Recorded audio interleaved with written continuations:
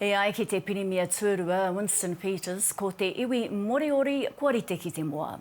I rere tēnei kōrero a Peters ki Parliment i te wiki kua hori. Me tana whakapai no te tau ko tahi mano e toru te kauma ono ma te ai te toenga o ngā tāngata Moriori. Na he kōrero ko whaka ohorere i te hapori Moriori whānui. Anei a Michael Cugley me tana pūrongo. Koe nei te whakapai a te Premier tuarua. But the last pure Moriori died in 1936. Engari, he pono rā nei i wana kōrero.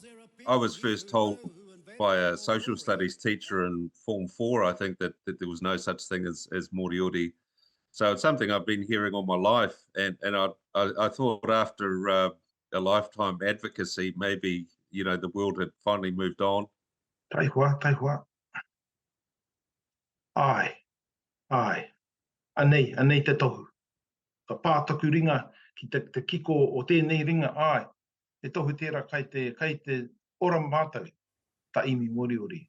He mokopuna a Maui Solomon na horomona rehe, he tipuna kua meatia ko ia te whakamutunga o ngā Moriori a toto katoa. Engari hei tā Solomon, ka kore te nui o te toto anahe e ātatau ai i te ahurea o tētahi.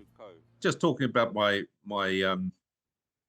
koro Tommy, you know, actually he grew up more Māori than Moriori. He was full Moriori, but culturally he was probably more Māori because Moriori culture had been almost obliterated by the time he was born in 1884.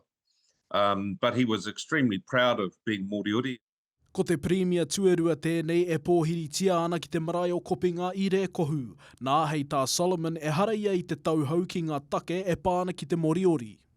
I've actually had meetings with Winston going back to the 1980s about our fisheries and various things like that. So I guess I'm a little bit intrigued as to why he's appears to be consigning Moriori to the, you know, to history when we're still here. Mo takutaha Moriori kāri te riri, engari kai te whakara aio, we tō muhu hoki e winitona.